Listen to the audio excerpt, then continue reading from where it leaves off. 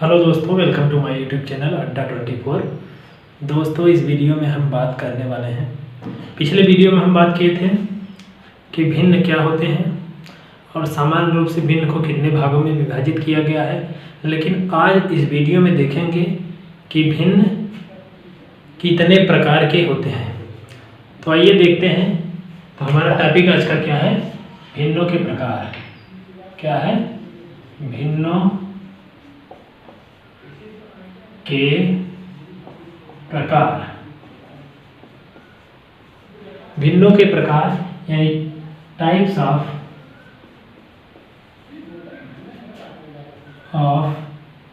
Fractions.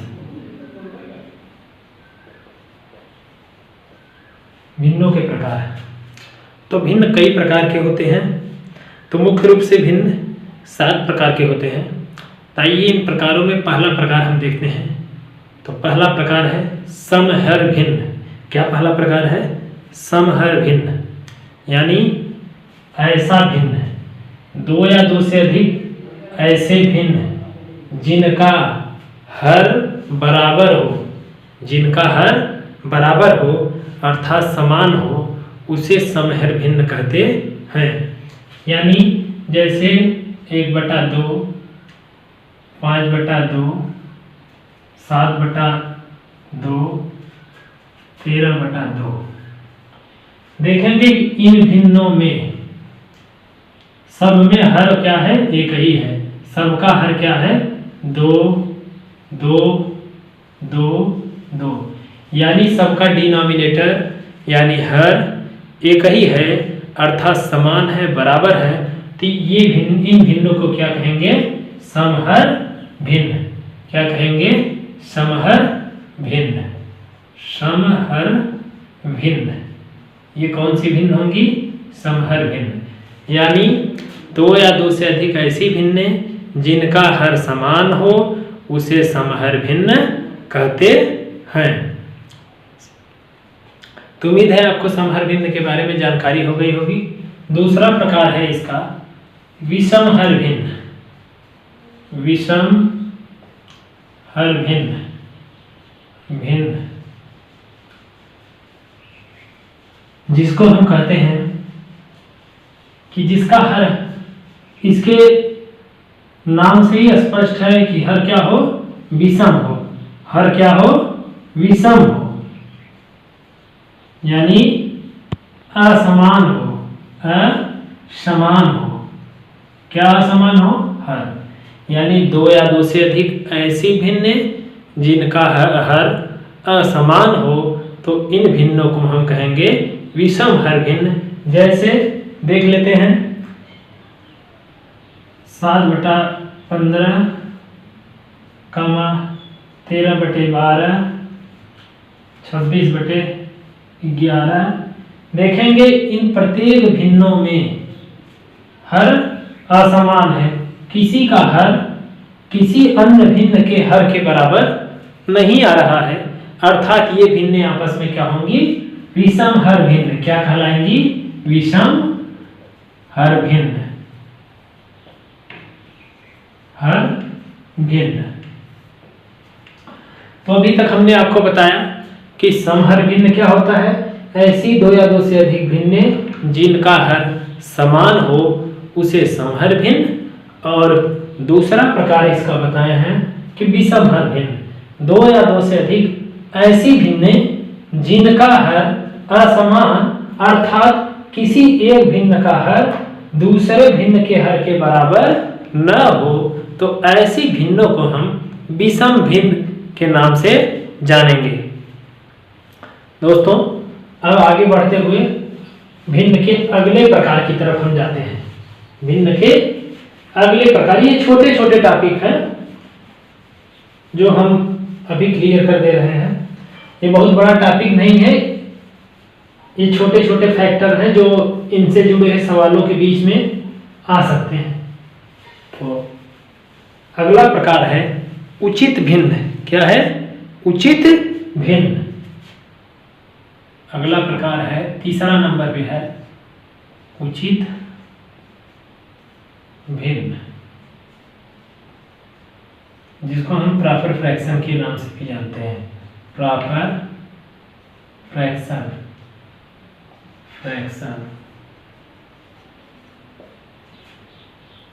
उचित भिन्न। उचित भिन्न का मतलब सामान्य परिभाषा जो हम भिन्न का बताए थे कि कोई भी संख्या अगर p बाई क्यू के रूप में लिखी हुई है और q का मान डज नॉट इक्वल टू 0 है तो भिन्न के बराबर होगी। लेकिन उचित भिन्न में इसके साथ साथ एक चीज और कंडीशन फॉलो होगा कि p का मान हमेशा q के मान से कम ही रहेगा।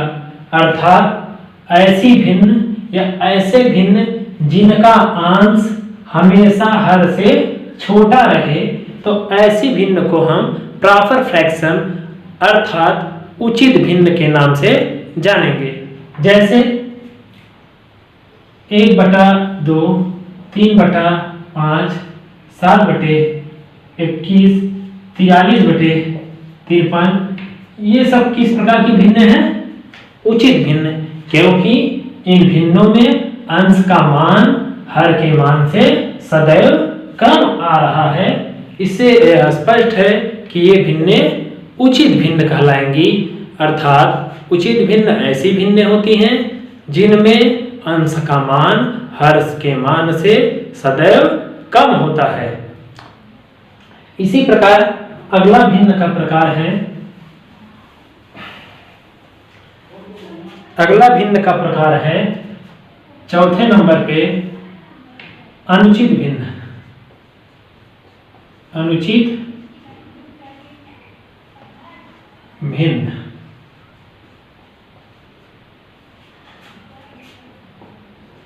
इम्प्रॉपर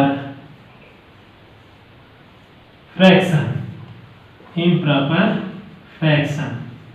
अर्थात बस इसमें हम उचित भिन्न में देखे थे कि अंश का मान हर के मान से हमेशा कम था, लेकिन इसमें जस्ट उसका उल्टा हो जाएगा कि ऐसे अगर कोई भी भिन्न है, अगर p बाई क्यू के रूप में है और इसके लिए शर्त होता है कि q does not equal to 0, लेकिन अगर अनुचित भिन्न है तो इसके लिए p का मान सदैव q से बड़ा होना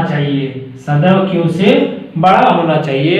अर्थात ऐसी भिन्ने जिनके हर का मान अंश के मान से सदैव छोटा रहे तो ऐसी भिन्नों को हम कहेंगे इम्प्रॉपर फ्रैक्शन अथवा अनुचित भिन्न। तो दोस्तों आइए देखते हैं, जैसे 7/2, 15/3, 21/7, ये सब इन भिन्नों में हमेशा अंश का मान हर के मान से ज्यादा अथवा बड़ा है।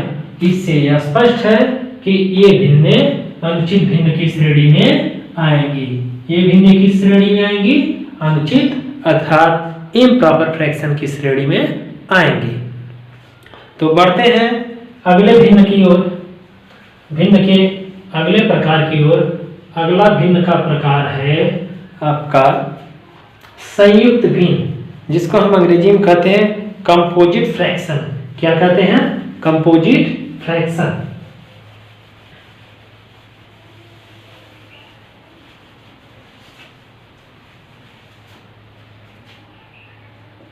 पांचवा है संयुक्त भिन्न। संयुक्त या इसको मिश्र भिन्न भी कहते हैं, मिश्र भिन्न, जिसको हम कहते हैं अंग्रेजी में कंपोजिट फ्रैक्शन।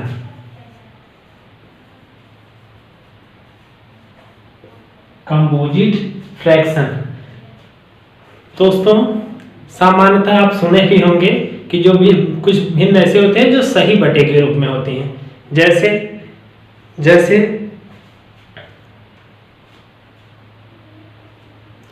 जैसे इसका सामान्य सा ट्रिक है कि ऐसी भिन्ने जो सही बटे के रूप में हो।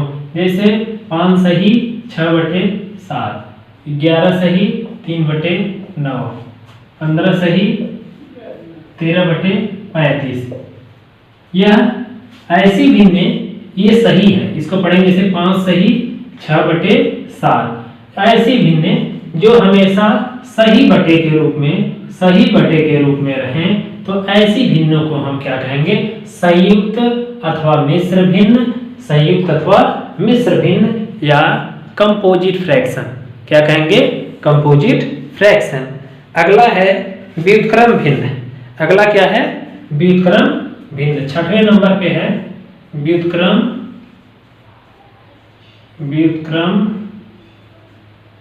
भिन्न।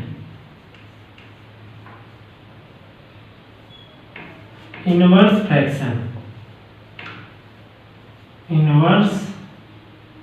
फ्रैक्शन।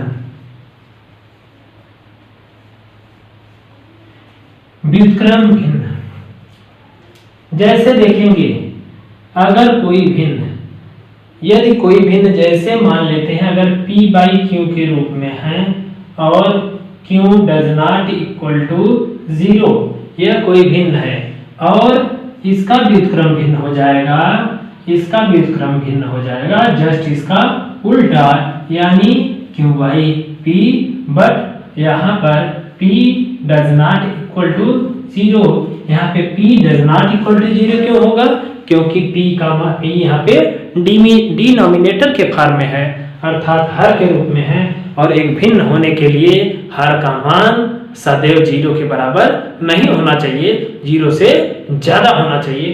तो व्युत्क्रम भिन्न का मतलब ऐसे भिन्न, क्या? ऐसे भिन्न जो एक दूसरे के उल्टा हो, मतलब एक भिन्न का हर दूसरे भिन्न का अंश और एक अगले, और इसका हर पहले का और दूसरे के अंश के बराबर हो, तो ऐसी भिन्नों को हम व्युत्क्रम भिन्न कहते हैं। उदाहरण के लिए जैसे कोई भिन्न है 2/3, तो इसका व्युत्क्रम भिन्न हो जाएगा, इसका इनवर्स फ्रैक्शन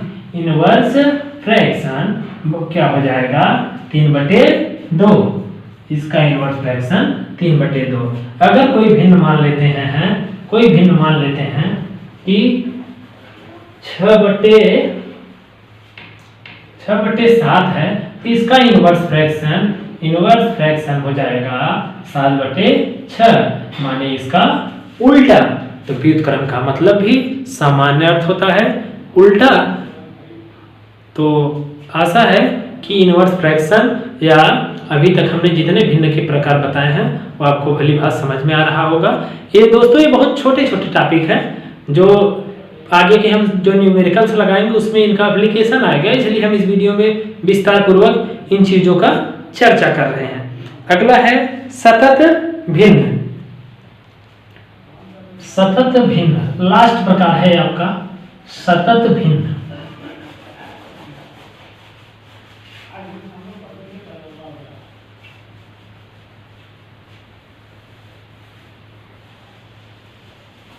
अगला है सतत भिन्न।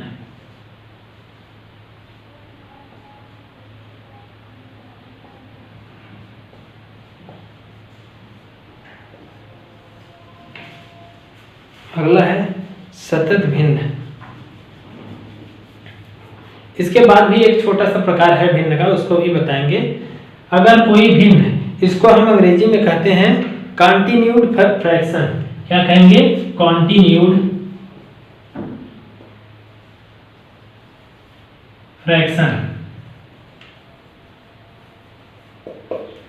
फ्रैक्शन। जैसे कोई भिन्न अगर इस रूप में है, जैसे 3 + 1/5 + 6/7 + 1/2 + 7/3, इसी प्रकार ये बढ़ते हुए जाए, तो भिन्न के इस रूप को हम सतत भिन्न, जिसमें कॉन्टिन्यू यह इस रूप में बढ़ता हुआ जाए, तो इसे क्या कहेंगे? कॉन्टिन्यूड फ्रैक्शन, अर्थात सतत भिन्न की श्रेणी में आएंगे। कोई भी भिन्न अगर इस रूप में रहेगा तो इसे हम सतत भिन्न की श्रेणी में ले जाएंगे। क्या ले जाएंगे? सतत भिन्न। वैसे कभी भी सतत भिन्न अगर परीक्षा में पूछा जाएगा तो आप उसका रूप ही देख करके बता लेंगे कि यह सतत भिन्न है कि नहीं है। इसके बाद एक है समतुल्य भिन्न। अगला प्रकार है इसका समतुल्य भिन्न। समतुल्य भिन्न, जिसको हम अंग्रेजी में कहते हैं इक्विवेलेंट फ्रैक्शन। इक्विवेलेंट फ्रैक्शन दोस्तों, समतुल्य भिन्न का मतलब कि कोई भी भिन्न अगर रहे लेकिन उसका सरलीकरण करने पर जो पहला भिन्न है वो वही मान दे दे तो इसका मतलब वह भिन्न समतुल्य होगा। जैसे उदाहरण से ही समझ लीजिए, जैसे 3/6 है, 3/6 है। अगर कोई भिन्न अगला है 6/12, अगर इस भिन्न का हम सरलीकरण करेंगे तो शायद 3/6 सरलीकरण पे आना, और भी छोटा हो सकता है लेकिन इसके इक्विवेलेंट ही देखना है। तो यहाँ पर ये भिन्न इसका समतुल्य भिन्न कहा जाएगा। मतलब किसी भिन्न का समतुल्य भिन्न तब होगा जब उस भिन्न का सरलीकरण करने पर पहला वाला भिन्न आ जाए, तो ऐसे भिन्न को हम समतुल्य भिन्न कहेंगे। और भी उदाहरण देख लेते हैं, जैसे 1/2, इसका अगर मान लेते हैं 3/6, तो इसका सरलीकरण करेंगे 3 × 3, 3 दूनी 6, यानी 1/2 आ गया। और यह भिन्न इस भिन्न के समतुल्य माना जाएगा क्योंकि इसका एक्चुअल वैल्यू और इसका एक्चुअल वैल्यू दोनों के वैल्यू एक दूसरे के बराबर आ रहे हैं। तो 1/2 किसका समतुल्य होगा? 3/6 के। यह जो चिन्ह है साइन है, यह इक्विवेलेंट का साइन माना जाता है। किसका? इक्विवेलेंट का साइन माना जाता है, वैलेंट का साइन माना जाता है।